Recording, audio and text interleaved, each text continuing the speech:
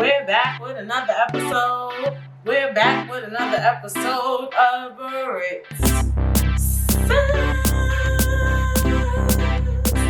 And before I start, I wanna definitely say this episode is gonna be very different. Yeah, it will be very different. It will be. Because before every episode I usually talk about something, like how my week is going, whatever the case may be. And then we jump into the topic. But this week, I just decided to do a shoot your shit episode where I just ramble, flow into topics because I had so much on my mind. So usually, before I film Britt says, I have a topic ready. And lately I've been doing this thing where I talk about something right before the episode based off of, how my week's going or something that happened. But I had so many things that I wanted to talk about. It was crazy.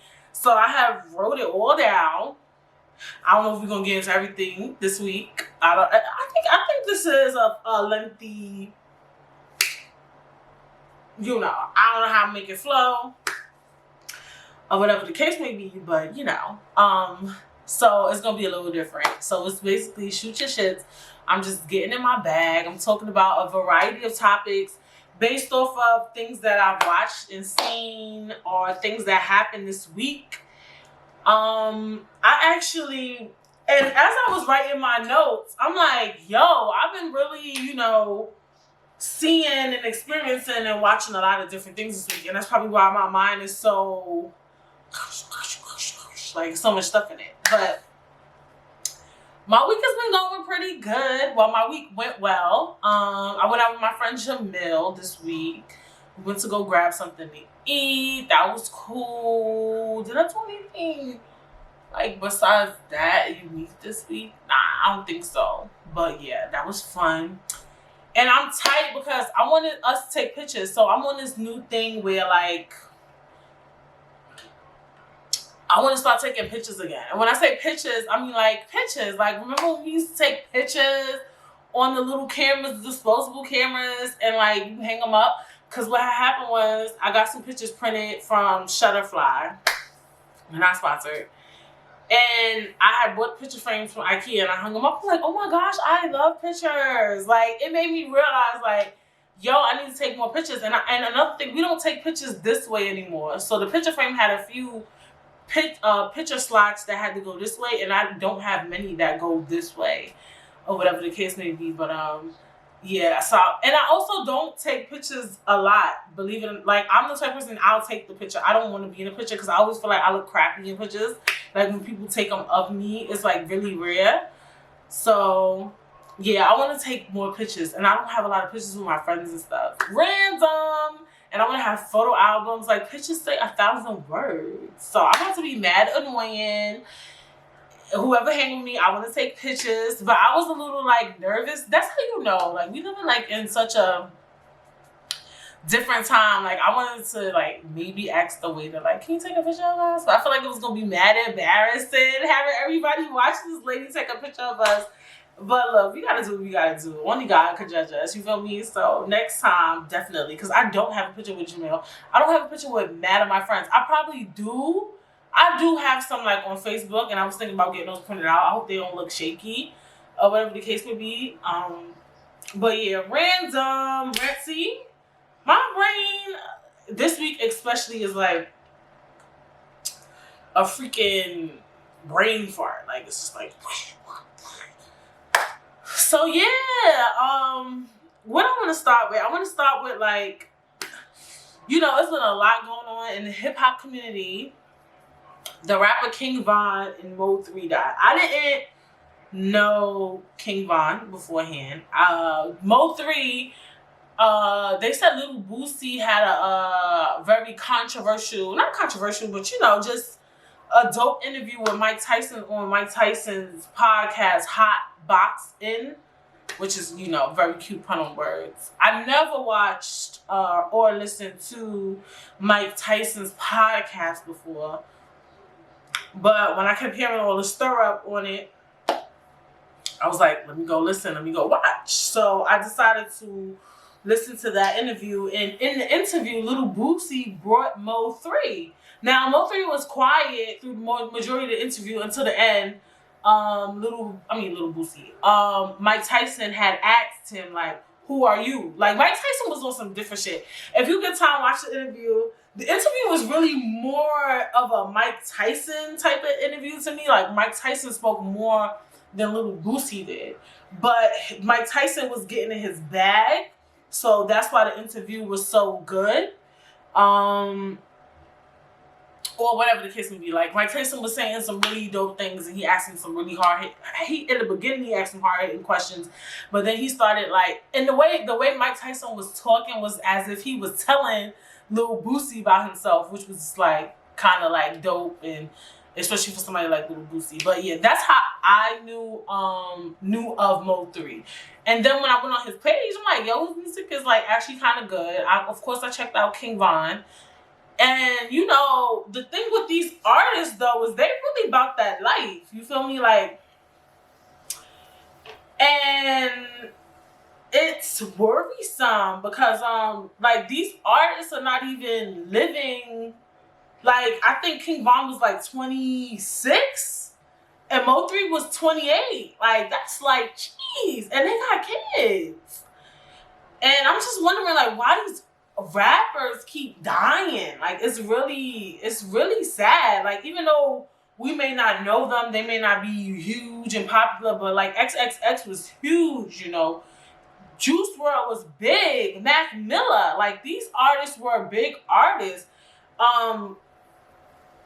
You know, Juice WRLD died from drugs. Mac Miller died from drugs. XXX died from gun violence. King Von gun violence. Mo3 gun violence. The Mo3 story killed me because they shot at that man on a highway. Like, I feel like now because of social media, like it's easy to become an artist. They don't do artist development anymore, right? So I feel like our artists, like we have artists like, you know, Jay-Z, Nas, who else, you know? Let's say Jadakiss, or these people, they came from the streets as well, but they still living off.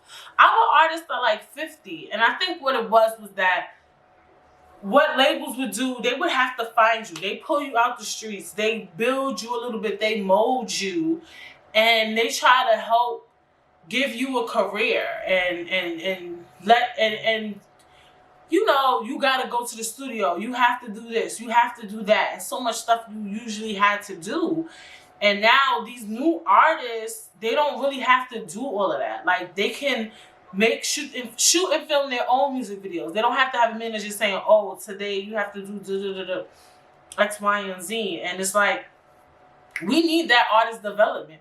Like why are these artists making money but still tied into the streets so heavily? Like, what did P. Diddy and Jay-Z and them do differently that these artists aren't doing? Like, I also was watching, I watched a little bit of it, not all of it, but I watched the Busta Rhymes and Van Jones interview. And one of the things Busta Rhymes said in it was like how, I forgot the man's name, but it was like a manager that he was working with at the time had him and the people that was in the label run and rap. Like literally they were running and rapping. Y'all think one of these young fucking artists gonna have somebody tell them to run and rap? Let's be honest.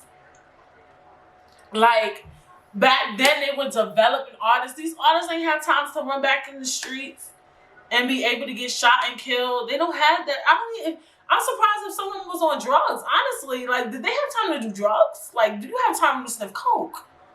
You can't if you're running and rapping. I don't understand. So it's just like, when you, especially if you make it big and you feel like you made it big on your own, like literally on your own, like you really got 1 million followers on Instagram without the help of a label and stuff like that. Like you really got all these streams and listens from you. And it's like you feel like nobody can't tell you nothing and things like that. But I don't know, it's just sad, and I just really want these rappers to stop like getting killed, because like I know with the song the rapper CJ got that song Rocky, like busting your mata, Like that song, you know, it goes hard. Like some of these songs go hard. Like even with 6ix9ine, like his songs, Gumo and stuff, it promotes gang violence, it promotes gun violence. But the songs were hard. But it's like, where's the balance? Like, how can we balance these things out? Like, how can we? You can't though, because at the end of the day, you can't rap about something you ain't doing. Like, I ain't interested. It's like, we like these songs. Like, Young Jeezy was talking about drug dealing. He was really living that life, but he's still here today. He's married to Jeannie Mai now. He has a whole podcast. T.I., when T.I. was at his peak, he got arrested for having mad guns in his car. I don't know. It's like, these artists is really rapping, but really getting caught up. And it's like, it's weird. Like, it's weird. Like, I don't know. Like, once you get in, like, get out. That's the only thing. So yeah, that has been weighing heavily on me this week, because it hurts, you know, to see. Even though I don't know these artists, you know, I'm not gonna act like I'm familiar with them. I was not familiar with them, like I said, especially like I don't know nothing about them, but it's just like, it's such a repetitive cycle, and it's just like, why is this happening? Like, my generation, our artists are still here, a lot of them. And they live until 50 and stuff like that. So it's just weird. It's so weird to the point, like, I was just thinking the other day, like, I was thinking like how it's mad weird that some of these celebrities used to be 26. You get what I'm saying? Like, so when I was like, 12, they was like 26. Like, it's mad weird even viewing them in their 20s now. Like, I'm so accustomed to seeing them older. But yeah, I've been, you know, watching my stuff on IG, looking at this, and I just want to say rest in peace to King Von, rest in peace to Mo3, and a lot of these new rappers, y'all need to really just chill the fuck out. Also this week, you know, been in the house, doing me, and, you know, this topic, I don't know if it's you know why it's problematic. It's not problematic, it's me. It's Brittany. It's Brittany. It's definitely a Brittany thing. Or is it a Brittany thing? I don't know. That's why sometimes I wish I had like a bigger following, because I be needing opinions. I be needing to hear feedback. I want to hear, like, is there somebody out here that's like me? And I know it is, but hey, it is what it is. So, living with family, that's my man. If you don't know, if you don't watch the podcast, this is my first time ever living with a partner. You feel me? And I just want to know, like, how y'all coping out here? Like, cause me personally, I'm very free flowing. I actually am clean now. That came with age, but I feel like as me, like Brittany, like I'm not the most uniform. Like, for instance, like, I walk around here with like my shirt and my panties on constantly, no bra, period, straight across the board. It's just a lot. Like, I burp, I pass gas, whatever. He gets mad sometimes, but it's just like whatever. Or like this month, I got my period. So if y'all don't know, obviously I was pregnant. When you're pregnant for 9 months and you don't get your period at all. So I was pregnant for 8 months. I didn't have a period. When I moved in with family, I didn't have my period. So, you know, I didn't get to experience that life with him, but it's just like, so I've been having a little mishap. I'm human. I haven't had my period in mad long. Like, that's one thing I really do miss, is not having a period, because like, I'm just like, why? What is this? And then when you give birth and you finally get your first periods, those periods are either really light or really heavy. I'm more on the heavier side, and like they're either more painful. It has been a little more painful for me, but I've been able to cope with it. So it's just weird when you want to be you, and that goes back to like last week, the beauty of being single too. It's like when you want to just be like you, but it's just like, oh, Brittany, you're on your period, you're bad, you bleed, like, I just feel like, and I be watching stuff, and I'm seeing these girls talking about, don't fart in front of my man and all this other nonsense. And it's like, I'm sorry, I'm not gonna, like, you're not gonna tell me I can't fart in my house. Like, I don't get the logic. You telling me every time I gotta fart, I gotta get up and walk to the bathroom in my house. I'm not doing that. I'm sorry. I'm sorry. Oh, that's not lady. Like y'all lady females, y'all lady bitches. I can't do the lady. Okay. And first of all, nobody's not gonna tell me what the fuck a lady is, what a woman is, what a who is, and who's hot, and who not. That's what you're not gonna fucking do.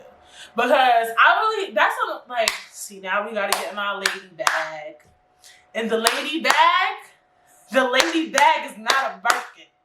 Cause I could really wrap some of y'all up and tie y'all in a fucking bow. Let's be honest.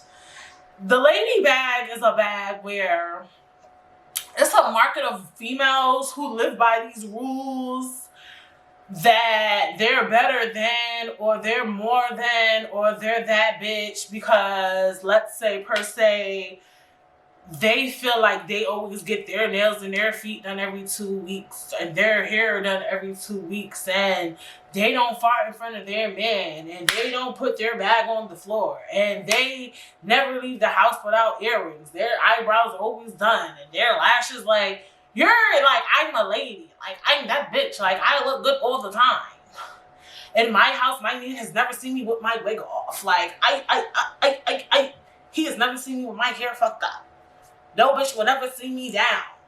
I never look bad. I never seen a bad day.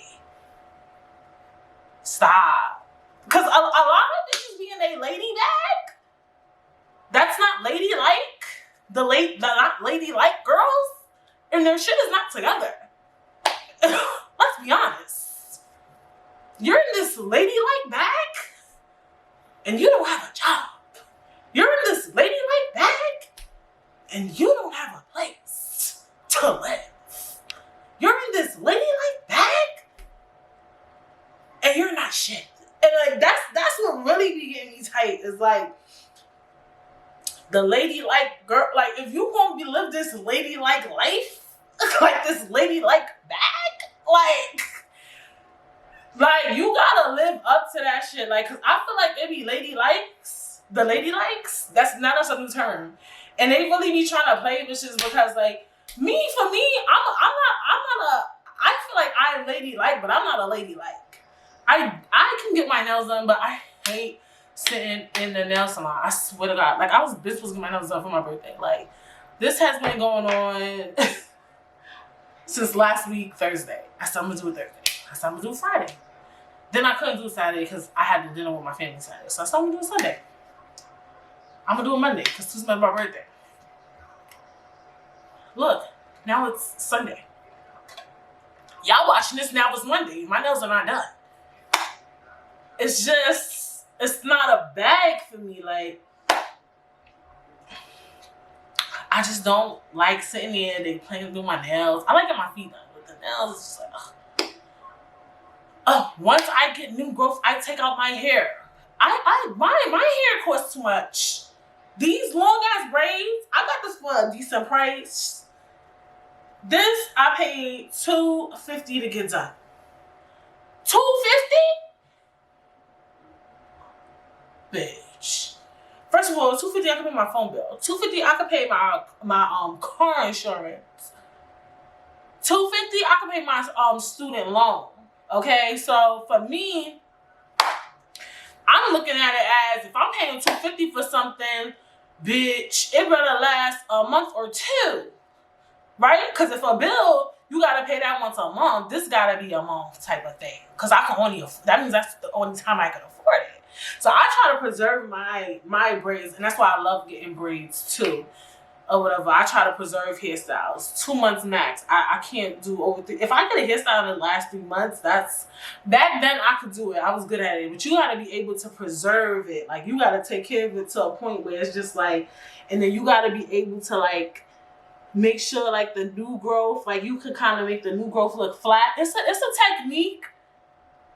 But the other problem too, when you leave your hair in for too long, when you take it out, ugh. The dirt buildup, the detangling is gonna be different. Whew. And I think I get kind of tired after 2 months anyway. Like, I just wanna freshen it. But there's girls that when they hear that, the ladylike, they would throw up. Like, they would literally throw up. So, I mean, look. The ladylikes? But the thing is with the ladylikes, y'all be in this bag and it's just like, and I'm not being shady. I'm not.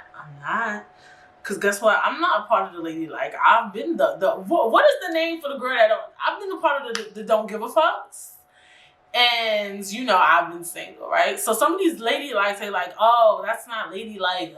Man, wouldn't date a girl like that, and you're still single. No shade, no fucking tea. You've been cheated on. You've been played. So you're playing this ladylike role for what?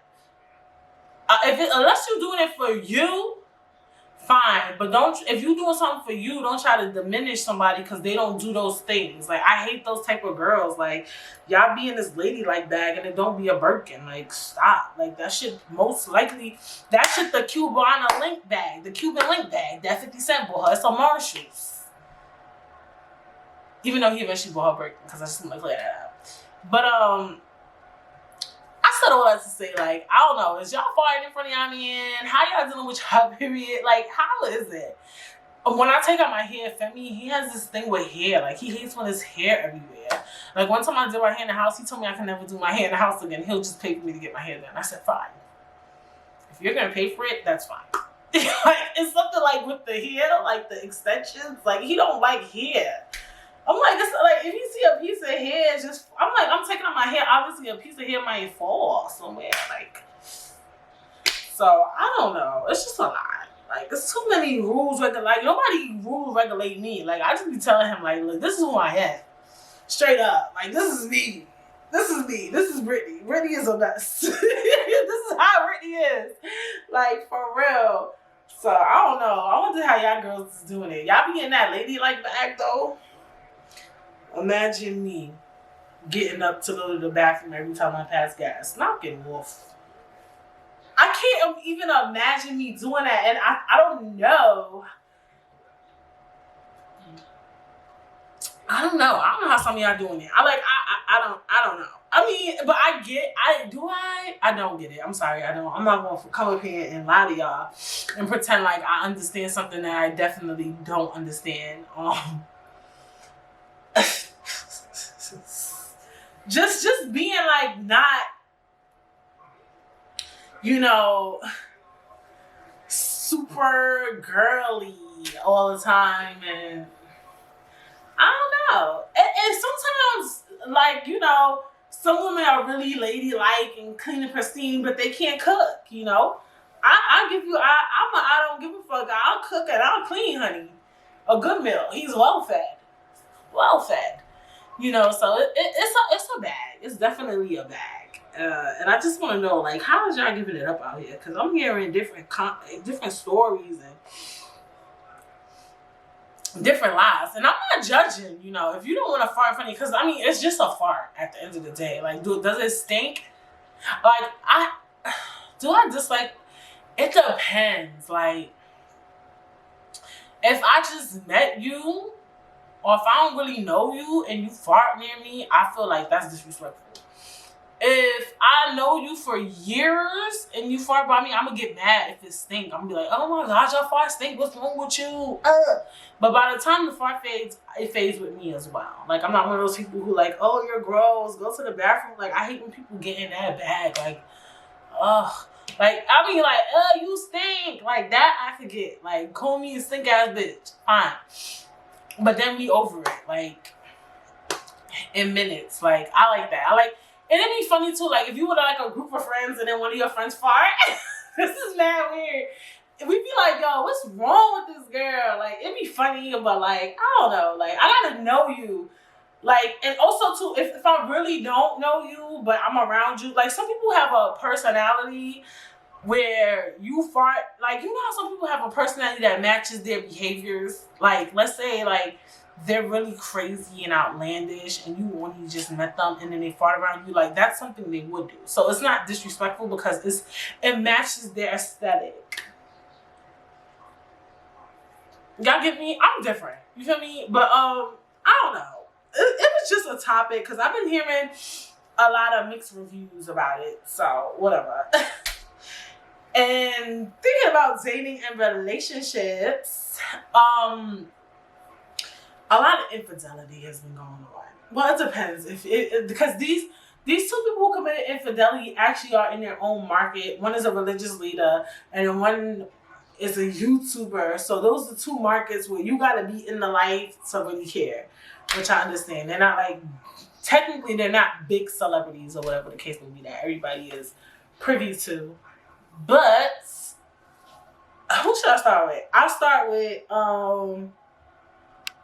Diarra and Ken. So Diarra and Ken, DK4L, they're like these YouTubers and they're really popular. YouTube couple culture is a thing. So it's like you could be a couple and start a YouTube channel and for some reason people want to subscribe to you and they want to watch you and they want to watch your relationship play out and watch you go to Target together and go on dates to eat and get engaged and get pregnant and have babies. Like it's a thing that people like. And Diarra and Ken were one of the big ones, you know, on YouTube. And Ken got caught cheating, you know, flirting with another girl, grabbing on another girl's butt. He was rubbing on her chest. And it was just like, and it's because they live this certain life out on YouTube. You could go check them out if you want, just so you could get a feel of what type of life they were portraying.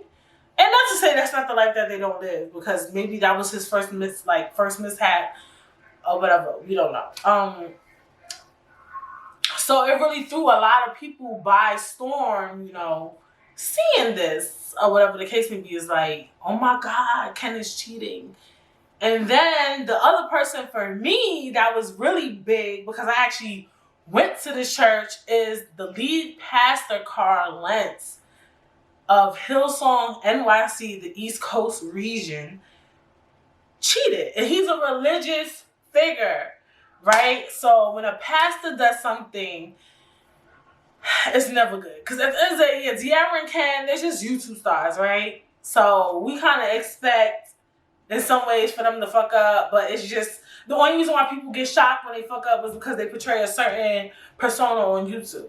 For a pastor, when they mess up, it's like, oh, you're teaching us to be inspirational. You're teaching us the word of God. You're doing this, you're doing that, and you're cheating. And for me, if you really study the word and you really live by the Bible and you really live by God, you know the first things first is that we all fall short. And as somebody who went to Hillsong, Pastor Carl really could preach. And I never felt like it was disingenuous, the things he said, the things he went through, you know, his story. Of course, well, people do be lying about stuff, but you know, he's a guy, he's a human, and he cheated. They said he cheated during, you know, the quarantine, and he got caught. And for me, what it was, and then just before that, another pastor got caught cheating was Pastor John Gray, and for me, I do feel like we kind of hold these religious leaders up to such a high standard, which makes sense because you're a religious leader. Like, religion is so key. But at the end of the day as well, we're human. And human, you know, even in the Bible says we sin, you know. And we do things. And I just felt like he cheated. And it's bad. And I'm praying for his family because I could only imagine what the wife is going through. One of his daughters, I don't know her exact age, but she's much older. Both of them are actually much older. All of them kind of like even 8 or 9, because I think the son is like 8, I want to say. You could kind of know, like, okay, something's going on in my family. Mom and dad are upset at each other. And these kids now with this thing, they could Google and see everything that's going on online. So he probably in the blog. You could see everything that's going on. So the son probably be in the blogs too at 8. Just know that his father just cheated on his mother. So all of them is all of them know the tea. All of them. So for me, it didn't make me question religion, but it did make me question monogamy, right? Not that I don't believe that one could be with one, right? But it's like, if your pastor is cheating, and not just him, this is common. This has happened amongst so many pastors, right? What is it that we are doing wrong? Is it something with them? Is it something with having that much power, having that much people look up to you that makes you want to do something risque? It could be a factor, right? What is it? It's hard to figure out what it is that makes a man want to cheat or do that, because it's very risky and you really hurt your partner's feeling, like, not, and I mean, and you hurt a church, you hurt the people around you, and you hurt your kids, and it makes me think, like, for you to have so much at stake and still do that, what is it? Like, what are we doing something wrong in love? Are we making the wrong decisions with partners? Or is monogamy really hard? Is it really hard to be with one person? Can you be in love with a variety of people? Is staying committed to one person unrealistic? But then I think a lot of women don't cheat, right? I can see if this was an issue between men and women, right?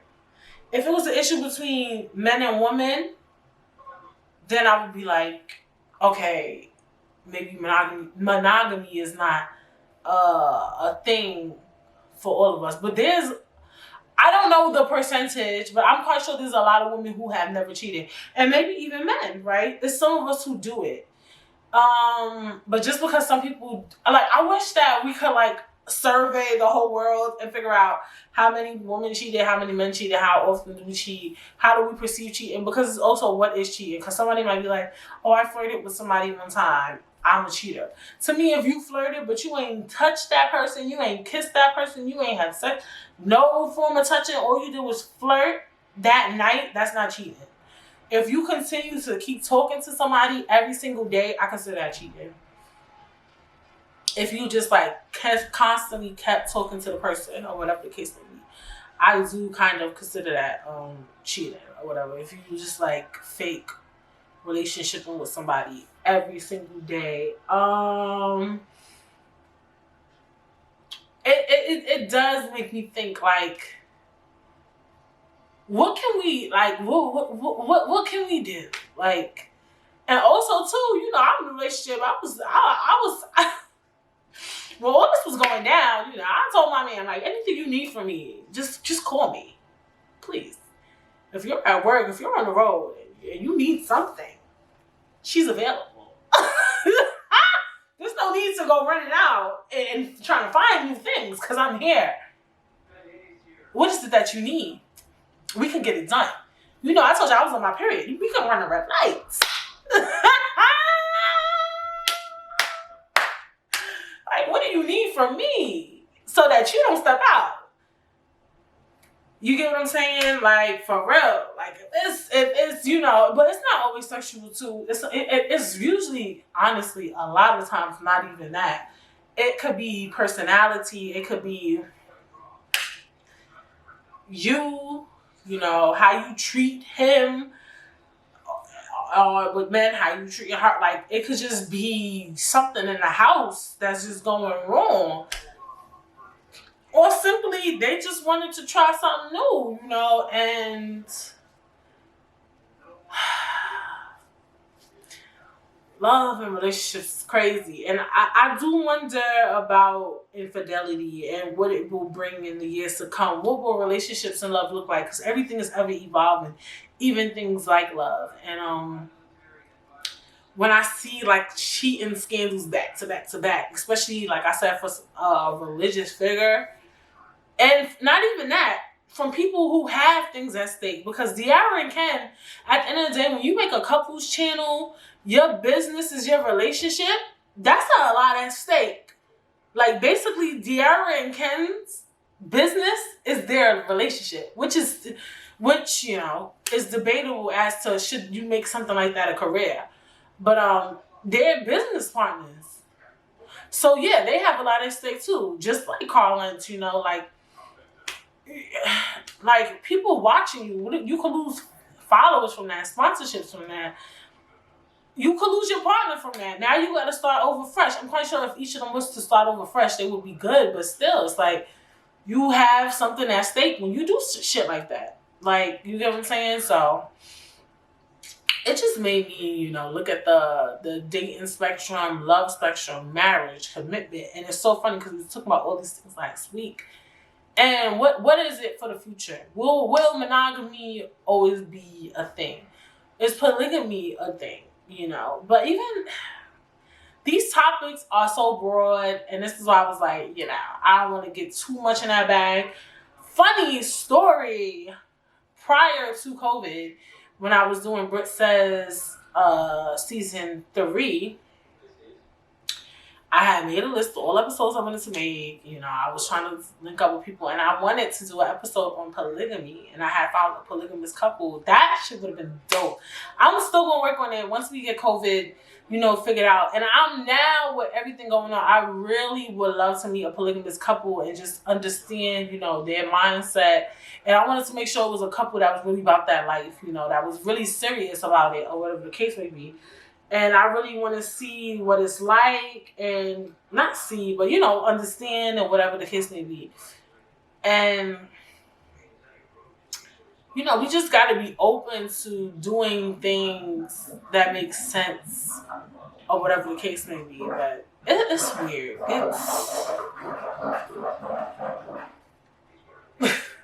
That was the sink. It's weird. It's really, really weird. It's not weird, it's just a lot.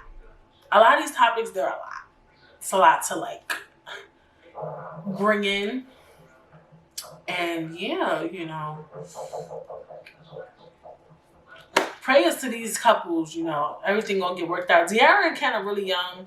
They'll figure it out. I think they'll be fine. Carlin, he has 3 kids. They're married. They're fully, you know, he has a lot of people to answer to. Like, respectfully, he has to answer to.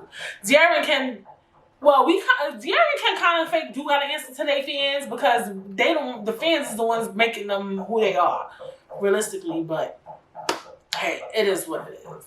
So now that we're done with that, what have I been watching? So because of all the things that I've watched, see, this is a lot. I don't know. I never did such a long podcast, but we'll see.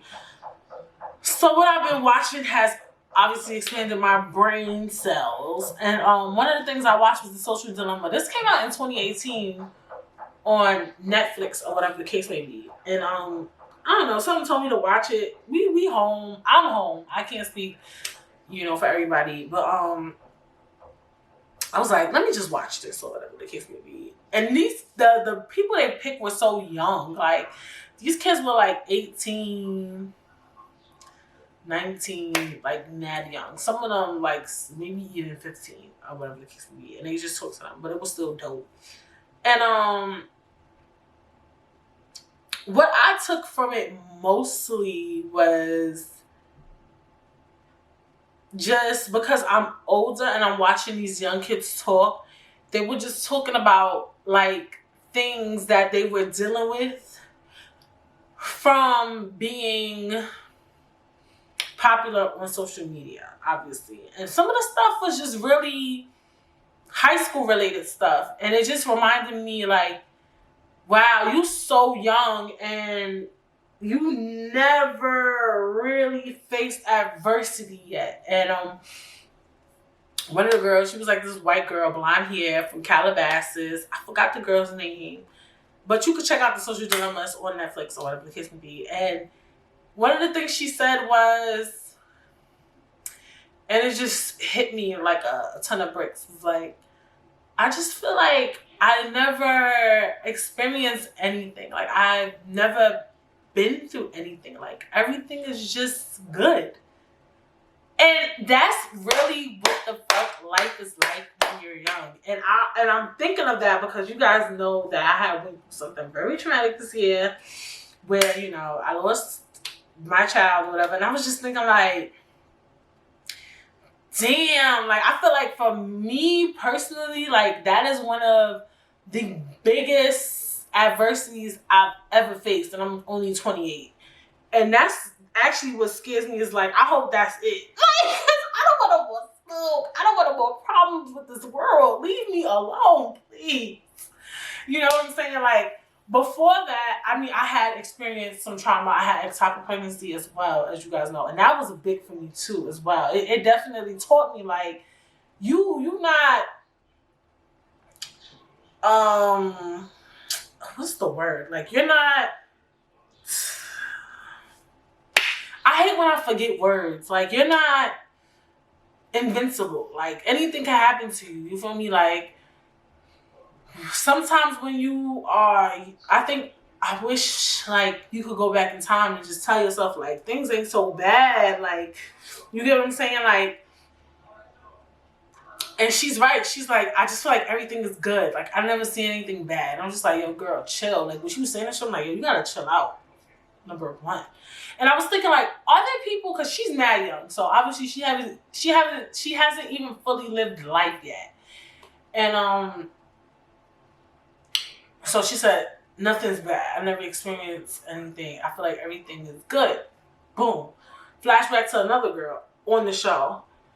The girl was on social media or whatever, and now with high school, they date off of social media. Like, in high school, we didn't have Instagram, so the way you find people is kind of like in your high school is through Instagram, whatever the case may be.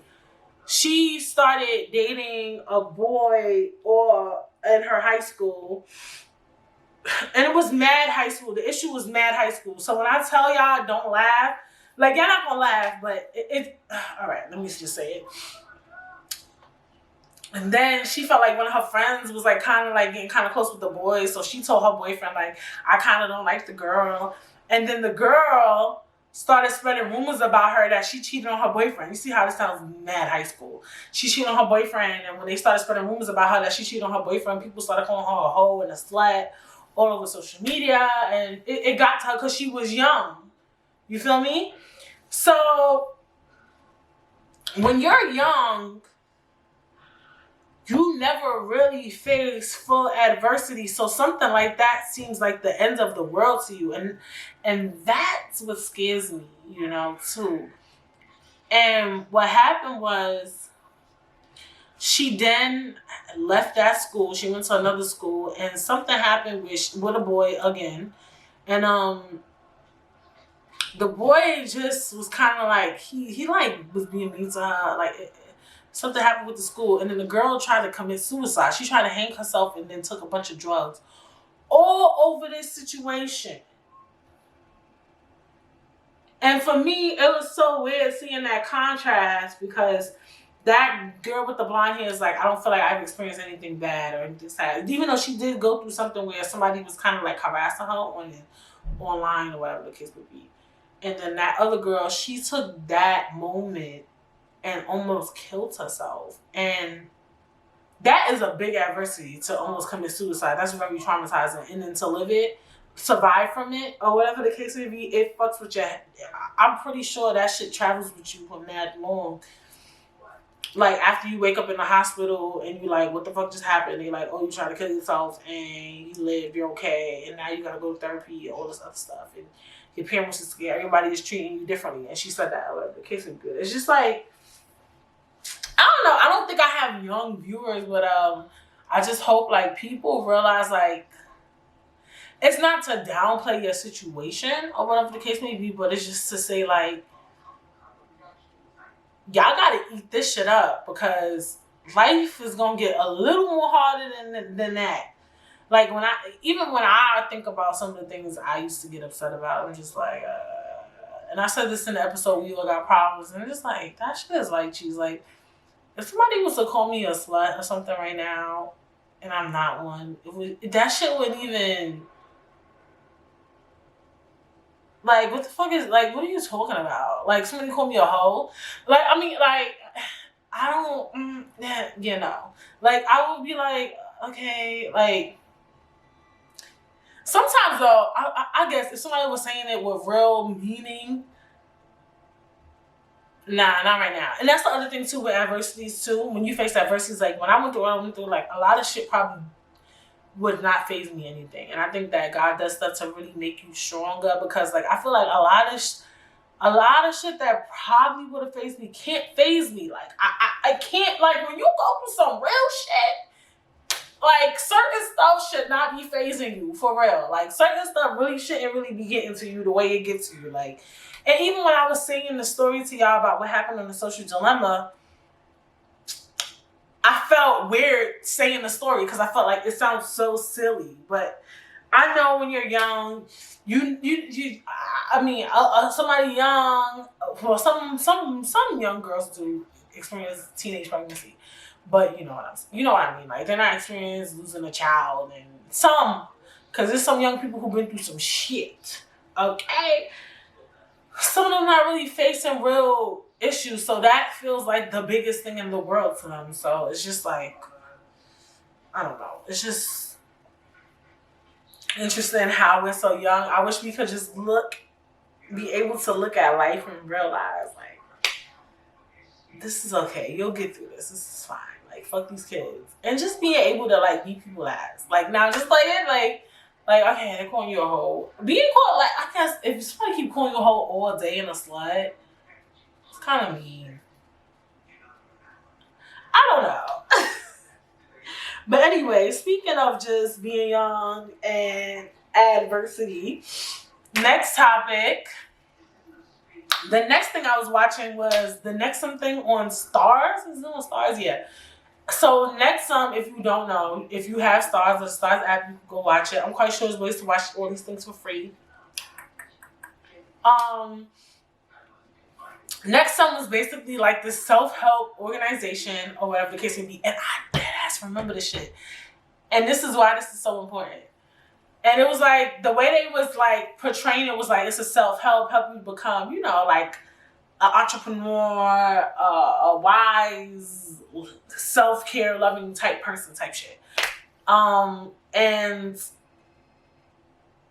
I legitimately remember hearing about it on TV. Like, I feel like it was on E! News or something, not E! News, like whatever was out around that time, like whatever, like, entertainment news was out around that time. I remember them talking about it. Like it was this thing that was hot and like, you know, celebrity culture, pop culture, or whatever the case. And I remember wishing I could be in it until I heard it was like $21,000 to pay for it, right?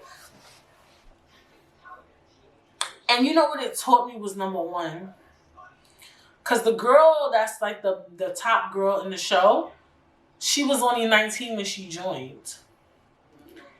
And it just made me be like, yo, if you have kids, children, just to teach them not to be so susceptible to everything. Like, if I'm 19, 16, and I'm watching this shit on TV, right? I'm like, oh my gosh, I need self-help. I need this type of, I don't know, like I need this. This I need. I feel like I need a self-help organization. I want to be around a group of people who think like me and blase, blase, blase, right? It sounds good. Then when you get in there, they're like kind of like brainwashing you and shit.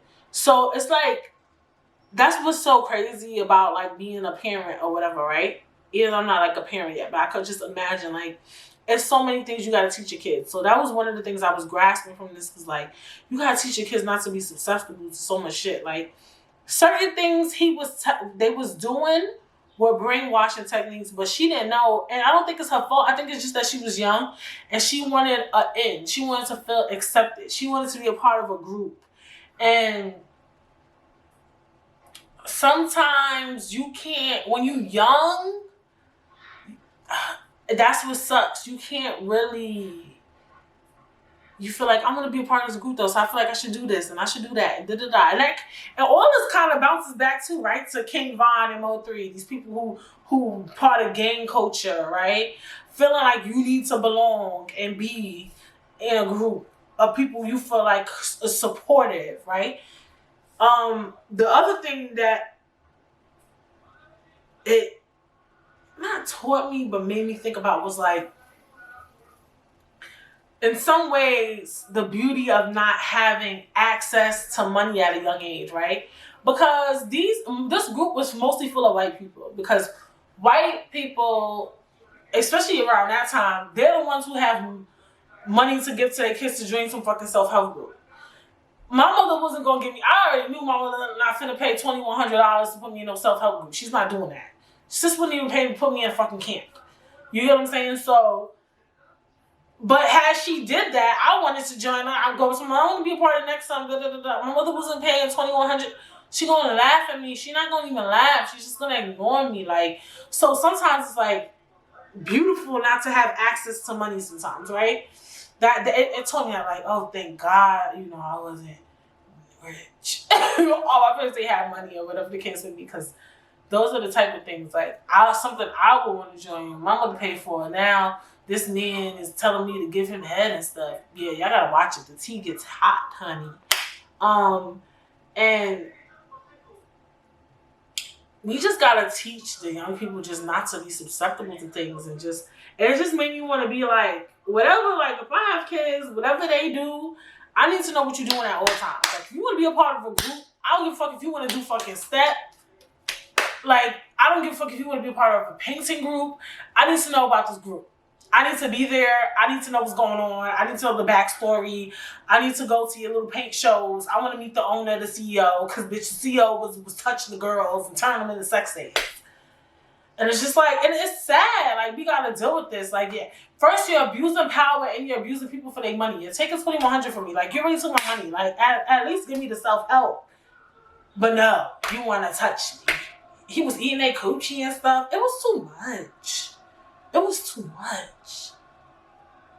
Like, it's just like, why people gotta be this way? Like, just. But I was just saying, like, there's a beauty in not having access to too much money, because when you do have access to too much money, you start doing stupid shit. And that also goes back, they have a Scientology special on Netflix too. And they talk about Scientology. Scientology hasn't got caught up currently yet, or whatever, but they portray themselves as a religious group, but these things are like cults, and it was talking about the crazy things that they were doing to these women and men in Scientology, and just these other type of culty groups, and it all stems from people just wanting to feel belonged and be a part of something, and it's just like, that's not how you go about it. And I want to get into another bag, but I'm not going to get into that bag yet. Like, certain stuff I'm not going to talk about because I'm going to wait until, things progress. But I think, like, especially, like, my listeners, we're getting at the age where a lot of us get married and have kids and doing different things. Or even, I don't even know. I know for me, I don't feel the need to, like, belong a part of any group. But even if you're that type of person, be careful the type of shit you putting yourself into. Because you could get caught up into some nonsense. I think about it, I don't know.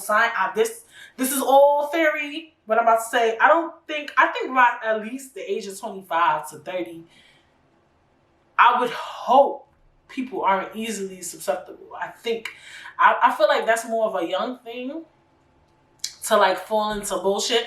Like, I feel like when you fall into some bullshit, you usually will get out at this age. Like, you'd be like, yo, I almost got caught up, son. I almost got scammed. Like, you might get scammed for your money a little bit, but you ain't finna get caught up in nothing where you living somewhere and you're locked in that place, or you feel.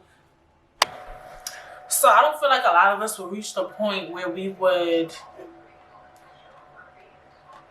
feel like we're somewhere where we need to escape and all that stuff, unless somebody kidnap you. But I don't think at that age, I would hope you fall into things where you might feel the need to have to escape or stuff like that. I just don't think so. I think it's something that comes with age.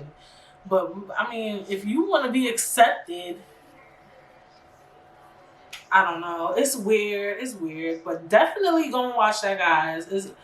It's interesting, especially the next one. It's very interesting. The Scientology one, I feel like so much people know about Scientology, but definitely watch it because it's so many spectrums, and it's a good what's the word I'm thinking of?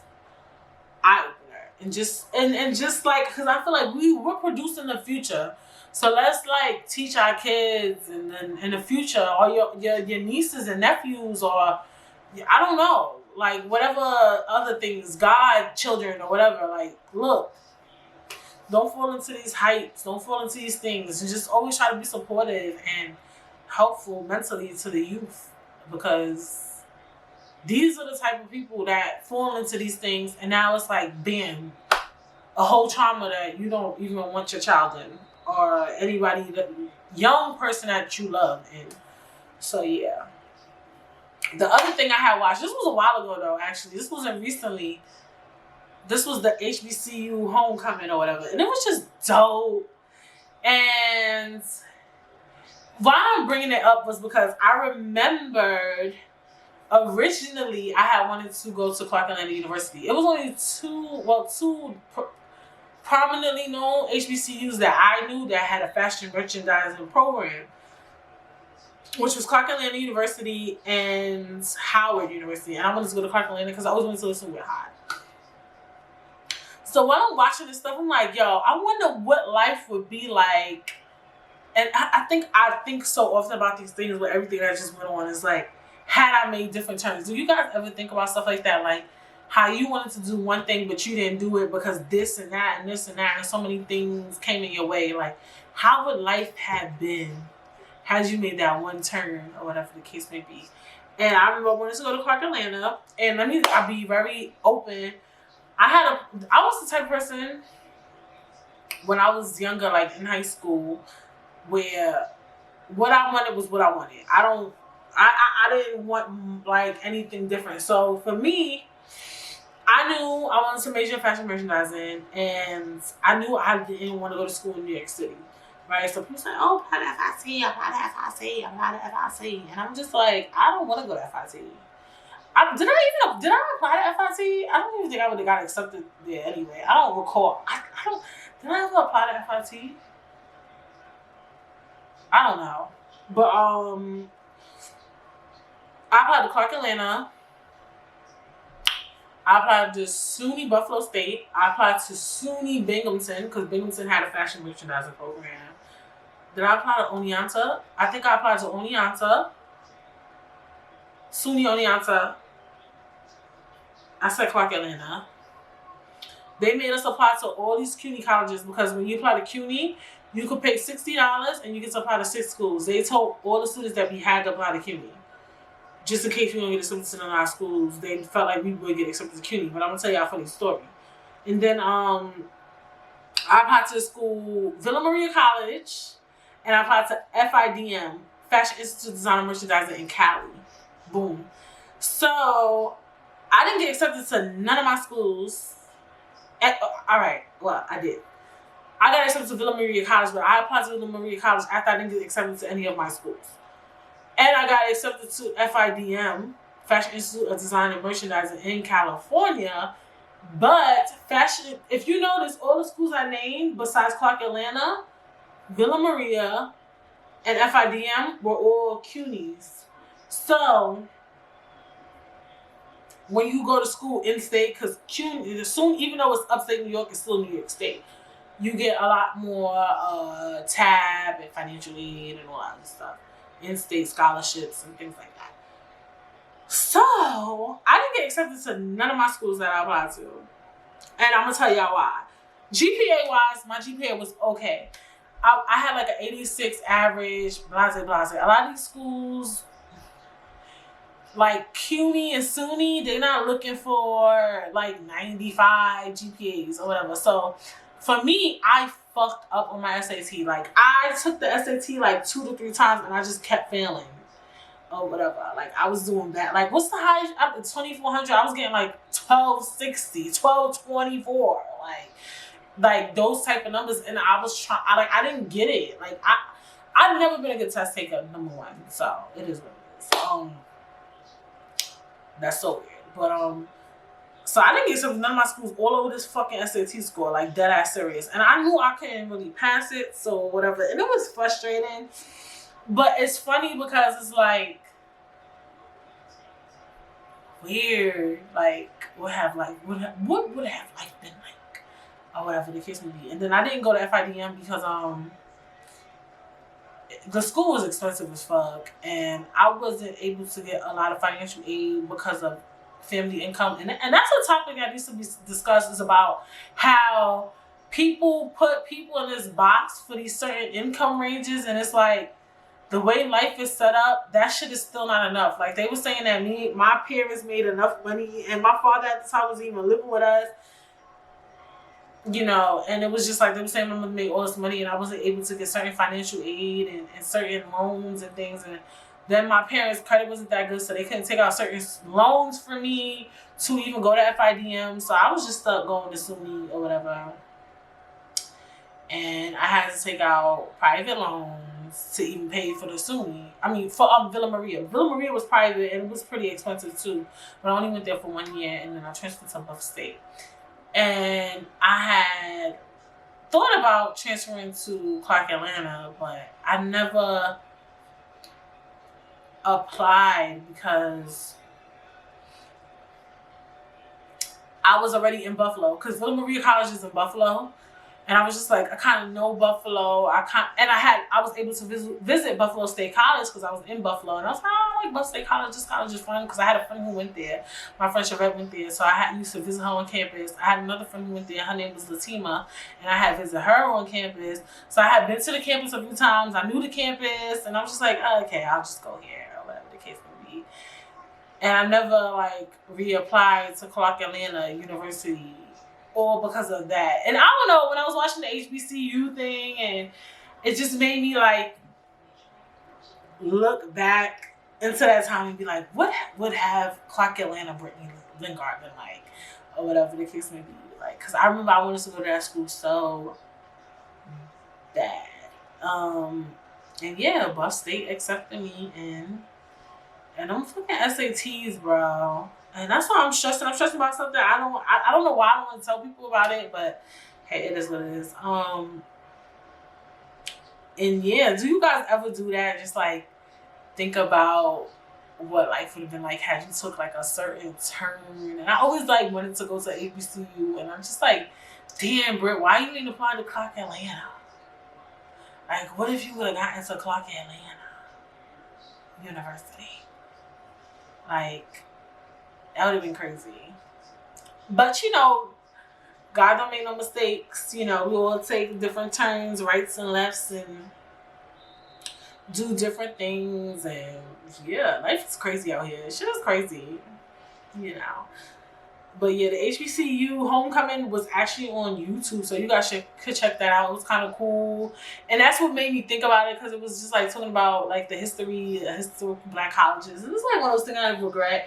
And then it's, like, now Kamala, she went to Howard, and she's the VP, a vice president of the United States of America.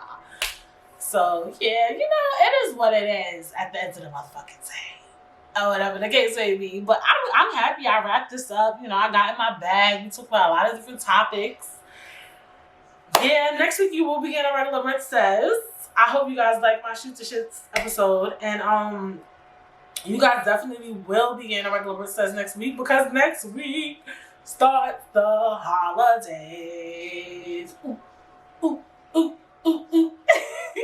Next week is it next week? Wait, hold on. What's my phone? Yeah, next week is Thanksgiving. Yes, it is. Yes, ma'am. And that's why that Monday, I'm going to do my episode just preparing y'all for the holidays, because, you know, the aunties could get crazy. You know, your mom, your dad, they get crazy, the cousins, the family, and I'm just here to prepare you for all the bullshit. Even though a lot of us might not be doing Thanksgiving this year, I'm gonna prepare you for, you know, having to stay home for the holidays. Maybe you have to celebrate Thanksgiving by yourself this year. That's fine. Britt says, got you. Boo boo. Yes, let's get to it. So yes, I'm excited about that. And yeah, I will see you guys when